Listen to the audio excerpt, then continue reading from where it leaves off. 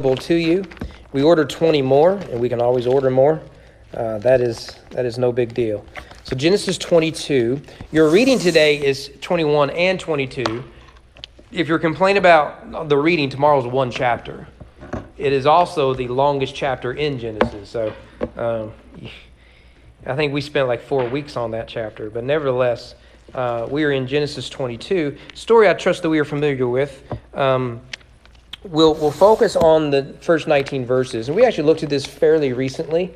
By that, I mean it was probably 4 months ago. But so I don't want to go over everything we did before, but we'll look at some things, and a lot of it may sound familiar. So let's start in verse 1, and we'll go down to verse 19. And these things God tested Abraham and said to him, Abraham, he said, here I am. He said, take your son, your only son Isaac, whom you love, go to the land of Moriah, and offer him there as a burnt offering on one of the mountains of which shall tell you. So Abraham rose early in the morning, saddled his donkey, and took 2 of his young men with him, his son Isaac. And he cut the wood for the burnt offering, and arose and went to the place which God had told him. On the 3rd day Abraham lifted up his eyes, saw the place from afar. Then Abraham said to his young men, stay here with the donkey. I and the boy will go over there and worship and come again to you. Abraham took the wood of the burnt offering and laid it on Isaac his son, and he took it in his hand, the fire and the knife. So they went both of them together, and Isaac said to his father Abraham, my father. He said, here I am, my son. He said, behold, the fire and the wood, but where's the lamb for a burnt offering? Abraham said, God will provide for himself the lamb for a burnt offering, my son. So they went both of them together. When they came to the place of which God had told him, Abraham built the altar there and laid the wood in order, and bound Isaac his son and laid him on the altar on top of the wood. Then Abraham reached out his hand and took the knife to slaughter his son. But the angel of the Lord called to him from heaven and said, Abraham, Abraham. He said, here I am. And he said, do not lay your hand on the boy or do anything to him, for now I know that you fear God, seeing you have not withheld your son, your only son, from me. Abraham lifted up his eyes and looked, behold, behind him was a ram caught in a thicket by his horns. And Abraham went and took the ram and offered up as a burnt offering instead of his son. So Abraham called the name of that place, the Lord will provide, as it is said to this day, on the mount of the Lord it shall be provided. And the angel of the Lord called to Abraham a second time from heaven and said, by myself I have sworn, declares the Lord, because you have done this and have not withheld your son, your only son. I will surely bless you, and I will surely multiply your offspring as the stars of the heaven, as the sand that is on the seashore. Your offspring shall possess the gate of his enemies, and in your offspring shall all the nations of the earth be blessed, because you have obeyed my voice. So Abraham returned to his young men. They arose and went together to Beersheba, and Abraham lived at Beersheba. Well, I trust by now we are somewhat familiar with the story, whether just from growing up with it or more recently looking at it. I believe our second Easter here, we actually looked at this story. Let me grab my clicker here. One of the things about this passage that is so striking is it seems out of character. You read the entire Bible, and it's very clear you don't hurt babies. I mean, we just watched a video that shows that there's a tenderness and a care for the most innocent. And there's no one more innocent than a baby born prematurely, right? Well, here you have God commanding Abraham to sacrifice his son. But then again, if you keep reading the Bible, God condemns the nations for doing something like that. In fact, the place that Jesus references as a type of hell, Gehenna. The genesis of Gehenna is the place where children were sacrificed to the pagan gods. It eventually became a garbage dump to where it was burning continually. And so Jesus uses that as a picture for hell, Gehenna. And so usually when we translate hell in the New Testament, the Greek word is Gehenna. So God is clearly against this, and yet he tells Abraham to do this. I want to show something that stuck out. I don't know if we pointed this out previously. And it works that you're reading is chapter 21 and 22. Chapter 21 is about the expulsion of Hagar, right? And you remember from what you read today that Hagar goes out and she's given a bottle of water and is sent into the wilderness. And the presumption is that she will die. She and Ishmael will just die out in the wilderness. And it's a really tragic story that Abraham is willing and is told by God to sacrifice his son. Right? So I want you to see the parallels here. In both stories, God commands Abraham to take actions that will lead to the death of his son. Ishmael in chapter 21, Isaac in chapter 22. In 21, Hagar fears that she will lose her son. In chapter 22, Abraham fears that he will lose his son. But it's still the same story, essentially. In chapter 21, you remember that Hagar puts Ishmael under a bush. In chapter 22, and there God intervenes by providing water, right, a spring. In chapter 22, God intervenes by putting a ram in a thicket. So the parallels, I think, are very, very on point. And if you read the Bible often, there is a cosmic justice that takes place. This goes beyond our purposes, but you remember the first time that Sarah expels Hagar? You remember that she is going from the promised land to Egypt. So what you have then is a Jew who has enslaved an Egyptian, who then is expelled, who leaves with her son to go to Egypt, right? And Hagar means immigrant. And so the word that is used is that Sarah oppressed Hagar. Well, centuries later, in fact, when that happens, the chapter before, God warns, your descendants are going to be oppressed. And then the next story is how Abraham and Sarah oppressed the immigrant, Hagar, who is a slave who flees to Egypt. Well, in Exodus is the story of an Egyptian, Pharaoh, oppressing Jewish slaves who escape to Canaan, right? So the Bible does this quite a bit. And I think we are to see the connection between these stories. Furthermore, note that later in the Passover, the story is the death of a firstborn is prevented by the sacrifice of a lamb. Right? That is the Passover. So when Pharaoh and the Egyptians don't offer the lamb, their firstborn son is taken. But those who do what Abraham did, and that took the lamb as a substitute, the firstborn is spared. So this imagery of 21 and 22 is all over the Bible. I also showed this whenever we looked at this, so I don't want to spend forever. The chiasm of chapter 22, it's going to be a pink day. You do with that whatever you want. It's just the color that PowerPoint wanted me to have, and I am too lazy to mess with that, okay? So we're going with pink. There you go, ladies, you win. But I want you to notice that the chiasm, right? So what you get at the beginning is repeated at the end. So you start with the word of Elohim. In verses 1 and 2, you end with the word of Yahweh. And so you see the phrases, here I am, your only son, offer him as a burnt offering. Again, here I am, your only son, offered it as a burnt offering. Same parallels. But then you also see, between that are various actions. He took, he cut, God told him, he set the knife, all that repeated later in verses 9 and 10. And the way chiasm works is the part that's in the middle is the part that is most emphasized. Okay, and here it's labeled dialogue. I'm stealing this from a commentator, so none of this is original with me. So look at verse 7 and 8. This is where you're going to find the real emphasis of chapter 22. Isaac said to his father, "My father," he said, "Here I am, my son." He said, "Behold, the fire and the wood, but where is the lamb for the burnt offering?" Abraham said, "God will provide for himself the lamb for the burnt offering, my son." That's the center of the story, which means whatever it is we do with the story, we have to see that that is its center. The meaning of the text is found right there. Where is the lamb? God will provide the lamb. So in all the confusion about why would God ask Abraham to do this, and we've looked at that a little bit with the story of Ishmael and Hagar and all that, we have to answer that question. By the way, this is the only dialogue between Abraham and Isaac recorded in the Bible. And it has to do with where is the lamb? God will provide it. Well, with that, the test is given there in verse 1, followed by some significant language in verse 2.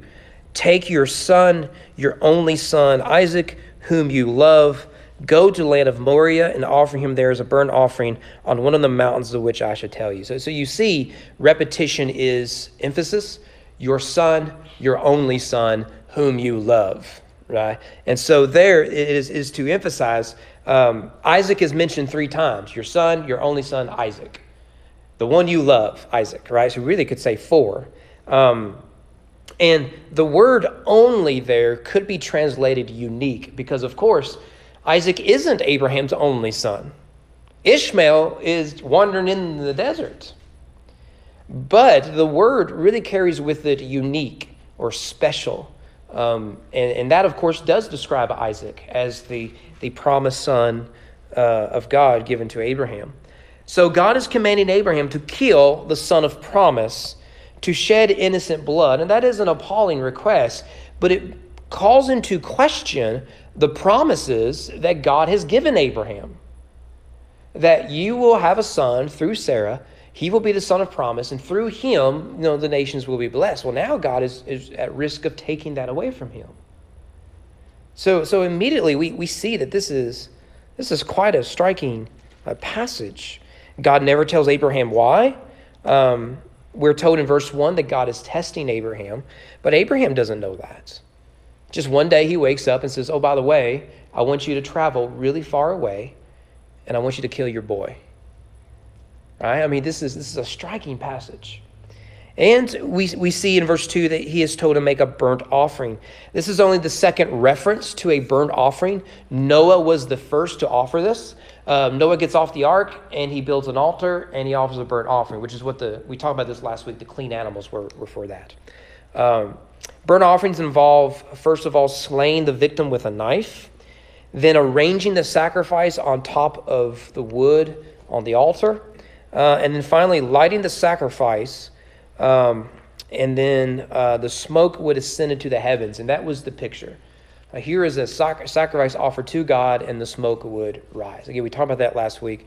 Incense is very similar in the temple in that as the smoke rises, it pictures the prayers of the saints going up to heaven. So this is what he is expected to do to his son. All right. But the location is significant. That is Moriah. Every time I read that, I think of where Gimli is from in Lord of the Rings. And no one cares about Lord of the Rings, so we'll just move on. I think it is called Moria. It's where the Balrog is, the big cave troll. Or there's the cave troll, then there's the Balrog, which is equal to Gandalf, where he says, you shall not pass. Y'all don't care. But it's a cool scene in the movie, great scene. Really, it's a compelling scene in the book, especially if you don't know what happens. Anyways, the site of Moriah is significant. There's some debate about this, but according to 2 Chronicles, this is where the temple will be built in Jerusalem. And what's interesting is in 2 Chronicles, the chronicler doesn't reference Abraham. It references a story about David. But Moriah is the same word used here. Again, some will question that. But being that this seems to be what the Bible is telling us, this is now the second time Jerusalem has played a significant role in the story of Abraham. The first was the story of Melchizedek, who was king of Salem, which is Jerusalem. So a royal priest comes from Jerusalem to bless Abraham. And Abraham gives the tenth, you may remember. And now you have a royal priest coming from Jerusalem. Now you have Abraham going to Jerusalem to offer sacrifice, the site of the sacrifices. So I do think this is significant for us. And what is amazing is without questioning, Abraham, at least in the text, Abraham just says, okay, whatever you say, Bert, and he just goes. We see no resistance, right? And it isn't that Abraham is afraid to ask questions. Think about all the times Abraham's like, hey, God, I don't know if you know how biology works, but my body it's more difficult to have children, okay? And I could use some help here. He has no problem with saying, okay, God, maybe you and I need to have a talk. Yet here, he just says, okay, I'll load up the SUV. Maybe we'll take the camper and we'll make a trip of it. And I'll come back without a son. Right? It really, you just read it. It's a very emotionally charged story. Well, starting in verse 5, you'll notice that there are 2 men. Verse 4, on the third day. I took this out of my original notes, but third day is a significant term. Third day happens all the time in the Bible, of course. I do think there's a connection to Jesus, but we've done that before. So Abraham lifts his eyes. Eyes are important in Genesis. and he sees the place from afar. And he says to his young men, there are two men with him. He sends them, we didn't send them away. He says, just wait here. And so Abraham and Isaac now go up to the mountain. Notice the language that Abraham has there. We will go, we will worship, we will return. Something's off there, isn't it? We'll go, yeah. We will worship, that's what the altar's for. We will return. That was a couple options. What do you do with this? One, he could be lying, right? He's like, I'll explain what happened later. He could be doing that.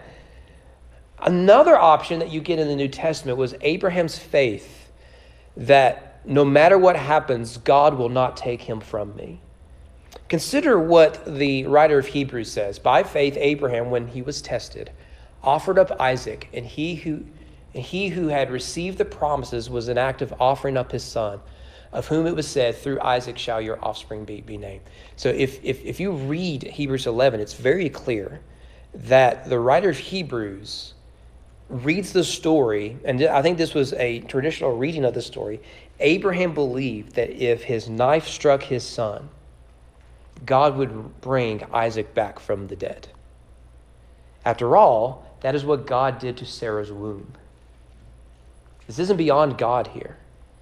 God says, this is your promised son, and my blessings will be through him. Abraham must believe that whatever is about to happen, God will see to it that he keeps his promises. It's an amazing act of faith. I'm not there yet. I don't know about you. I am a lifetime member of OE of Little Faith Club, right? And Abraham is, and you can see why Abraham's considered a man of faith, that he's willing to do this. Well, we come then, verse 6, Isaac is carrying his own wood, and whereas Abraham is carrying the knife and the tools to make the fire. And this leads to the question. Isaac isn't a little boy, right? He's done these things before. He knows how this works. This, again, is the only recorded conversation between Abraham and Isaac. Isaac knows that, okay, we are going to go make a sacrifice. What we're missing is the sacrifice. Right? That makes sense. So, Dad, you're saying we're going to go make a burnt offering? The most important component of that is the lamb.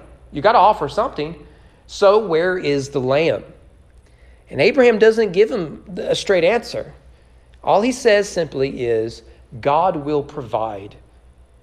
And by the way, this is the first reference to a lamb in the Bible, which is, I think, interesting. Now, there are lambs before this, obviously Noah's Ark, and we don't know what was offered in the garden. But this is the first explicit reference to a lamb.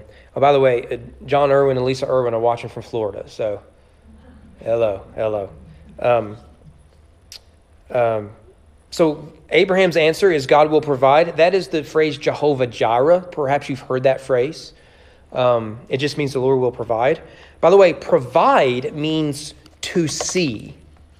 God will see. Now that's weird English, but it's playing on some themes in the story, and it's pretty good Hebrew. For example, you remember that Abraham looked up and saw the mountain, and he began to climb. Go down to verse 13. You'll see this being used again. Abraham lifted up his eyes. So you see, he says, God will see. That is, God will provide, and we'll see God's provision. And in verse 13, after the ram is there, what is he? He sees God's provision. Right there. So it's not good English, but it's really good theology and good Hebrew within the text. So the Lord will see, or the Lord will cause to see. And that's exactly what he did. And so, verse 8, they both go up together. The language speaks of friendship, bonding, right? This is a father and dad time, right? And by the way, this is the same language used to describe Elijah and Elisha, that they went up together, right? They were together, and it's a harmonious trip. A few weeks ago, it was Amanda and Elijah were home. They were doing the COVID stuff, and me and Vanja were out of all that. So it's just me and her here at the church. And so I said, well, since it's just me and her, Wherever she wants to go eat for lunch, I'll treat her out. We'll do whatever it is. And she settled on Subway. Fine. Although Subway is just as expensive as really nice restaurants. So it's all the same. So we went, had Subway, and went home, all that sort of stuff. Well, this past Sunday, Man and Evangel left right after church to go dress shopping for a wedding we've got coming up in May. That's going to be, Evangel is just so excited. And so it's just me and Elijah. And you know my son, right? He doesn't want to spend time with anybody, right? So I said, all right, son, you go anywhere you want. And he settled, first of all, Wendy's, right? It's just, all right. And then I started saying, okay, here's all these other restaurants. Like, okay, Subway. Subway. Andrew wants a turkey sandwich. He wants a pizza. I tell you, raising Amanda's kids takes a toll on you. It does. I mean, sometimes it's great, but sometimes, Anyways, but it was what we didn't eat at the restaurant either. No, he wanted to get back and call his buddies. It's so funny. Amanda needed 3 friends. I needed 300. So Evangel is our kid that needs 300 friends, and Elijah is our child that needs 3 friends. It's just so fascinating the way it works out. That's neither here nor there. So here they are. They're marching up to Mount Moriah, and starting in verse 9 is an interesting thing. Does anyone have King James, verse 9 to 10? Anyone got King Jimmy that would be willing to read? Will you read the King James here? And I'll throw it up here as well. Will you read your King James, verse 9 and 10?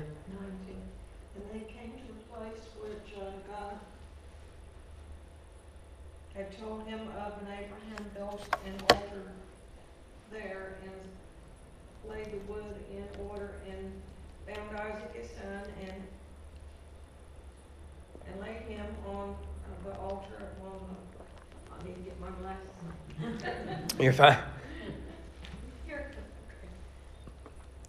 And laid him on the altar upon the wood, and Abraham stretched forth his hand and took the knife to slay his son. Good deal. Does your translation take out all the ands? Or a bunch of them? So ESV, I think, does. When they came to the place of which God had told him, Abraham built the altar there and laid the wood in order and bound Isaac his son, laid him on the altar on top of the wood. Then Abraham reached it. So yeah, mine takes out a few of them. Maybe yours does too. And for good reason, right? You're wanting the English reader to read it in his or her language, right? So you don't need all the ands. But King James, I think, is doing us a service in keeping the ands. Now, this is twice in recent weeks I've been praising the King James. So someone needs to tell Frank, who's hanging out with Jesus right now, that I've been praising the King James Bible. So now, let's count the ands, because every and in the King James reflects an and in the Hebrew. Can you guess how many there are up there? There are 7 ands. You think that's important? Now, the reason they're there in the Hebrew in the King James is to slow the narrative down. And they came to the place which God had told him of. Yeah. I was reading John MacArthur commentary the other day, and they said those ands are in there to make us pay attention. Yeah. They make you stop and look and read another phrase, and so it keeps your attention on it better. Yeah. All those ands. Yeah. So read it that way. And they came to the place which God had told of him. And Abraham built an altar there, and laid the wood in order, and bound Isaac his son, and laid him on the altar upon the wood. And Abraham stretched forth his hand, and he took the knife, right? It forces you to slow down, because you need to slow down. Because consider what is about to happen. This guy laid his son onto the altar. He covered him with wood.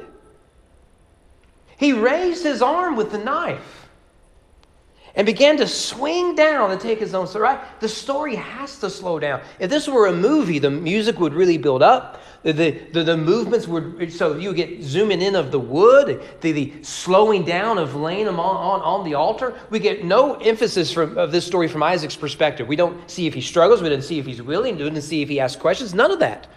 The camera zooms in on Abraham. You can see his hands binding his son. You can see his face as he's preparing everything. You see his hand as it's lifted up into the sky. We're supposed to slow down and read this. And it's 7 hands. By the way, can I share something I learned today? This has nothing to do with this, but I don't know where else to put this. I've shared this. You remember Sunday night, we looked at the Tower of Babel. And it says that the people came from the east.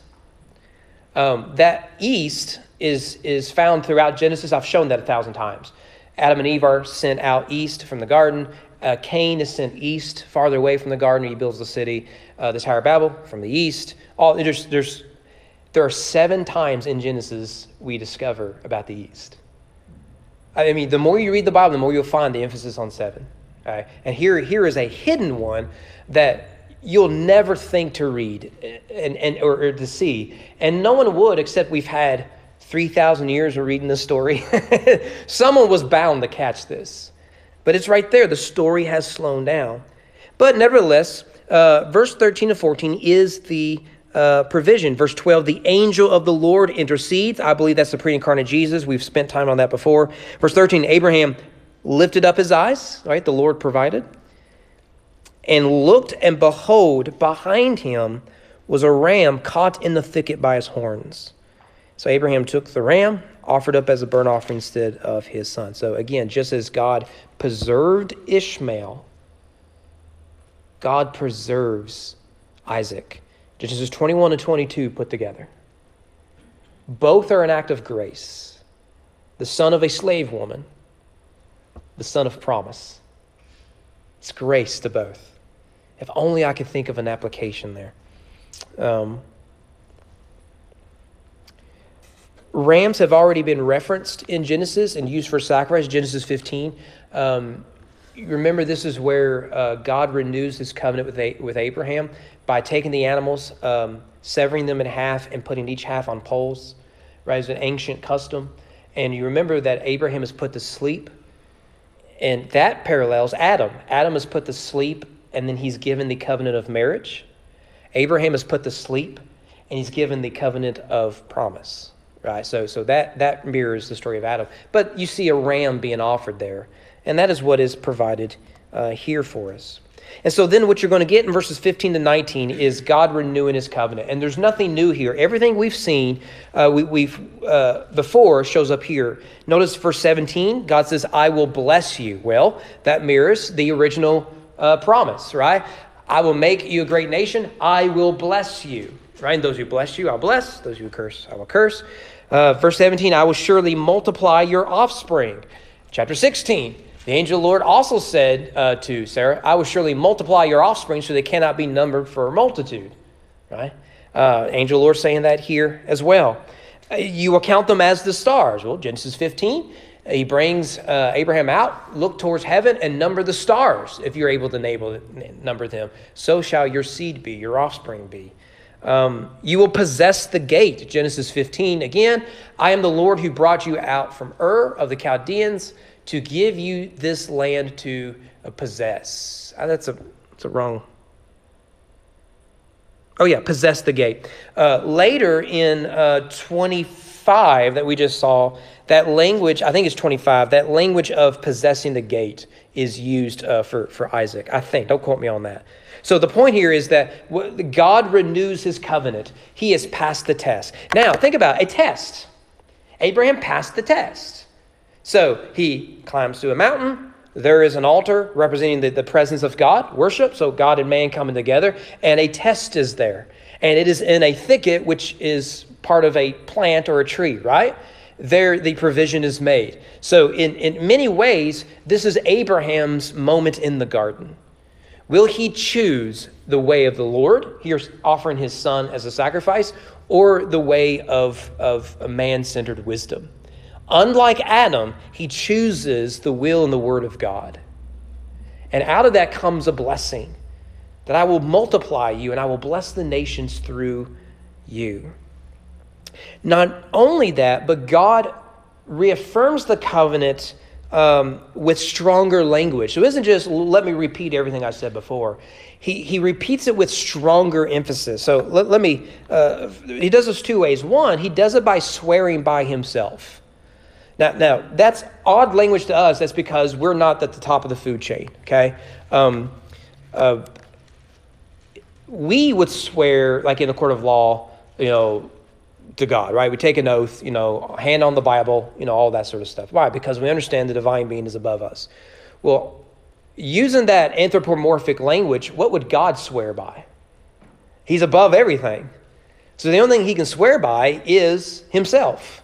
And you'll find this throughout the Bible. I took a few references out, but the big one is Hebrews 6. When God made a promise to Abraham, man, we should read that story, right?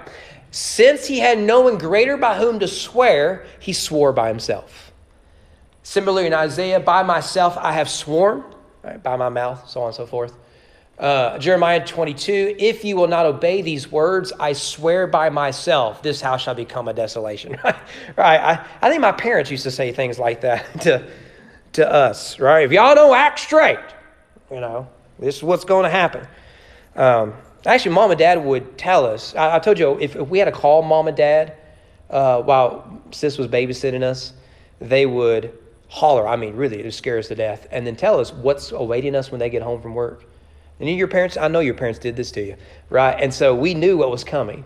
I don't know if I've told the story of my brother and I when Mom and Dad. So Mom would say, when I get home, you're getting a whooping. Then call Dad, who then would call us and say, when I get home, you're getting a whooping. So we would get a double whammy of whoopings. For any Gen Zers here, that does not mean you get one of them whoops you because they talk this through. No, the one that gets home first, the first thing he did was whoop us and then never told Mom that he had already whooped us. So then we had to get whooping again, right? We knew this. This is the way the world works. And so my brother and I would wear extra garments, right? And that worked like one time. And, they could tell what we had done. And we practically should have just wrapped a pillow on our rear ends, right? It was so obvious what we had done. But nevertheless, I don't know how we got on that. So Amos 6, the Lord had sworn by himself, I abhor the pride of Jacob, so on and so forth. So he swears by himself, the highest he can go. The other is, notice the strong infinitive absolutes. Verse 17, I will surely bless you. I will surely multiply you, and don't call me surely, right? It adds the infinitive there to emphasize this will happen. And of course, the rest of the story is the unfolding of that drama. Okay, verse 18 is significant here. In your offspring shall all the nations be blessed. That, of course, is repeating Genesis 12. Because you have obeyed my voice. Now that's significant because in the Bible, the way of wisdom is listening and obeying the voice of God over the voice of man. For example, in Genesis 3, whose voice did Adam listen to? You listened to the voice of your wife and you ate the fruit. And that's repeated in Genesis 3:10. Yeah. Yeah, but God told Abraham to listen to the voice of his wife about Hagar. Yeah. Right there. Yeah. Because you listen to the voice of your wife, which means the taking of Hagar in that story, we talked about it before. That story is a repeat of the garden story. Sarah takes her, and gives it to Adam or Abraham, and he must choose. He listens to the voice of the serpent to his wife. He sees that she is beautiful. He takes that which is desirable for himself. Right? It's the same story. And you can look at chapter 4. Lamech says, hear my voice. Listen to what I have to say to his wives. So what sets Abraham apart is the only voice he listens to is God's. And I think that's why you don't see the drama of, was Isaac resisting? Did Abraham ask questions? No, the story is Abraham chose the way of the Lord even when it didn't make any sense. He chose obedience over everything else. That's faith. That is faith. So what is the point of the story? Well, on the one hand, we have to be honest and say this is a really an appalling story. And so when you read how people treat this text, and Jews and Christians alike over the centuries, we've tried to water it down. We've tried to reinterpret it, postmodern theologians in particular. My thesis was on a postmodern liberal movement. And what they tried to do with this story was just weird. Because they couldn't understand why would God ask Abraham to offer his son. Right? And we're supposed to feel that way. As beautiful as some of the text is, it's at the end of the day, it's about God requiring Abraham to kill his boy. And I don't love God that much, right? Yeah, Don. Seems to me like this story is a preview to what God's going to do to his own son. Hang in there. All right. That's where we're going. After 7 years, you ought to know, especially when we're in the Old Testament, we will find Jesus somewhere, right? And that's where this story leads. It leads to the cross. Well, there are a few strange things in that regard. Number one, the location is Moriah, which is the location of the temple. In verse 7 and 8, Isaac asks, where will the lamb be? And Abraham says, God will provide. But there's a problem with that. God didn't provide a lamb. He provided a ram. The Hebrew is not that it could either be lamb or ram. No, there's two very different words in Hebrew and English. A lamb was to be provided, but no lamb was provided. Now, a lamb will be provided later through the temple sacrifices. Lambs are provided. But the question is, where is the lamb singular? There must be a lamb. And so we are to see, ultimately, this is fulfilled in Christ, who is sent outside Jerusalem. He is expelled outside of the temple. And in John's gospel, what he does is while Christ is being sacrificed at Golgotha, he details that in the temple, the Passover lambs are being slaughtered. And so many will be slaughtered that blood would run through the streets of Jerusalem. And yet the Lamb of God that was promised to be provided for, the one that we could see from a distance, he was right there. And John wants to draw us to that conclusion. Not the system, but the Savior, the Lamb. God did provide for us a lamb.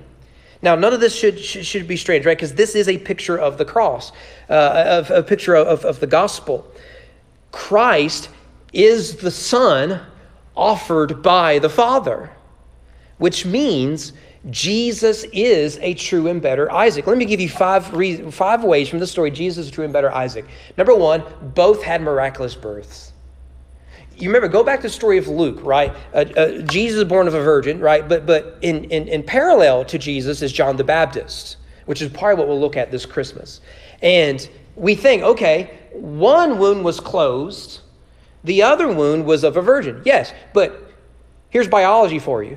They were both closed. Virgins can no more conceive as someone of Elizabeth's age. And the birth of John the Baptist parallels that of Isaac.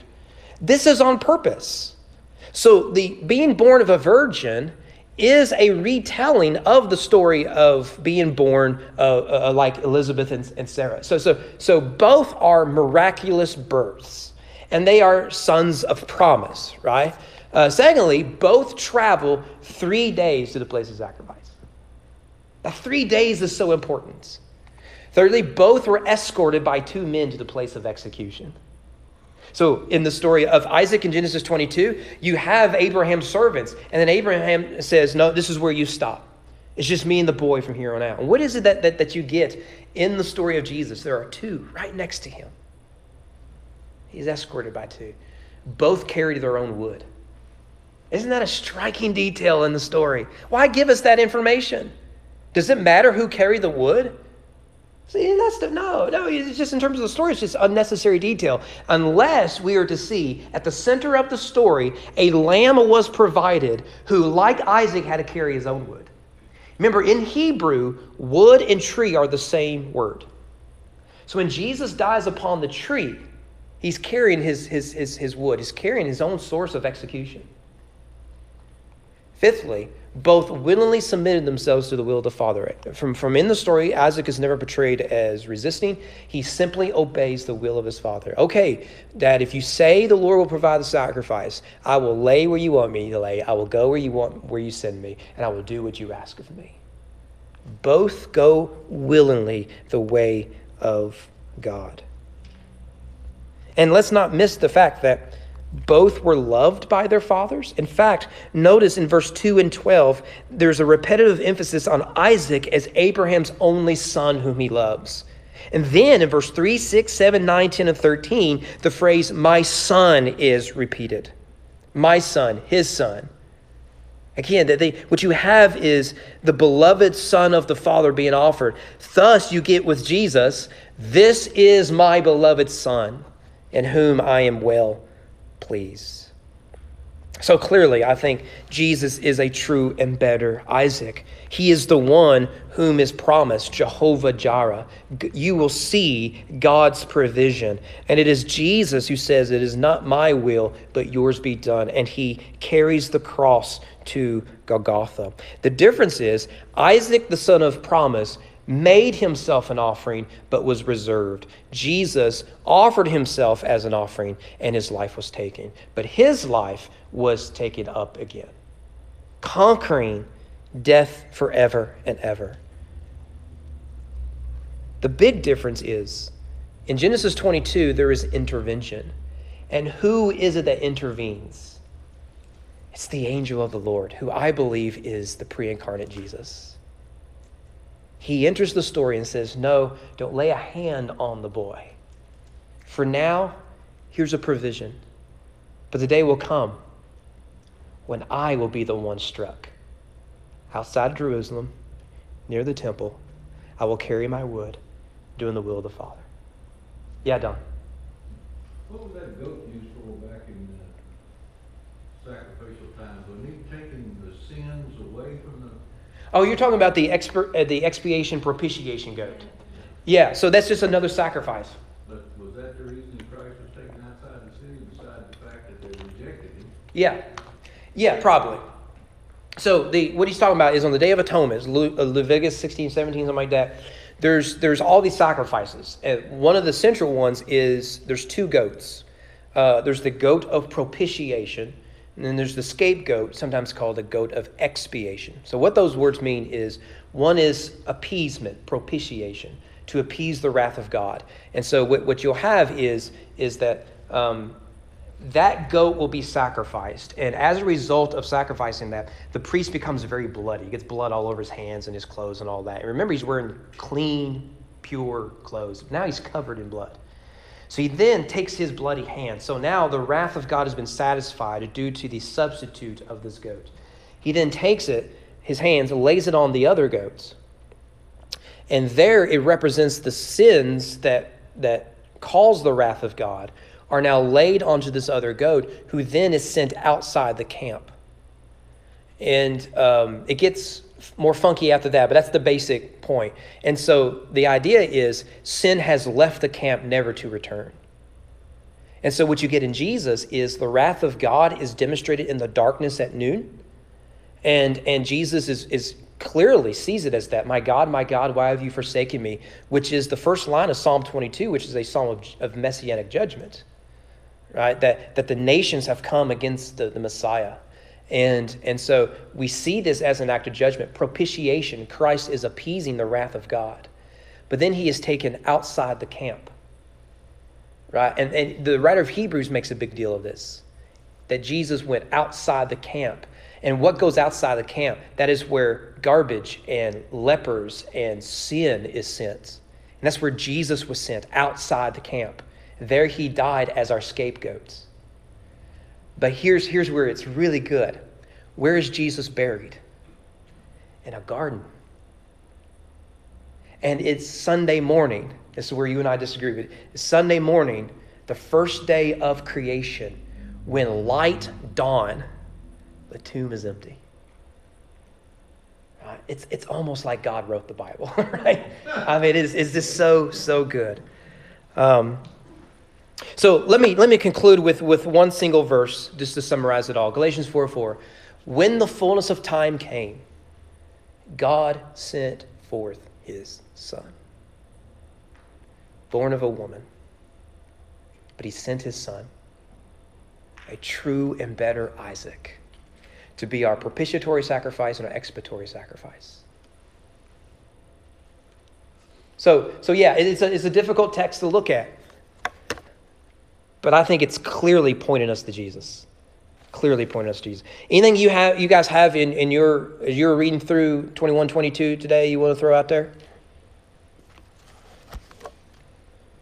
All right, well, I think we have 2 more weeks of Genesis for 8 months. We will be done with Genesis forever and ever.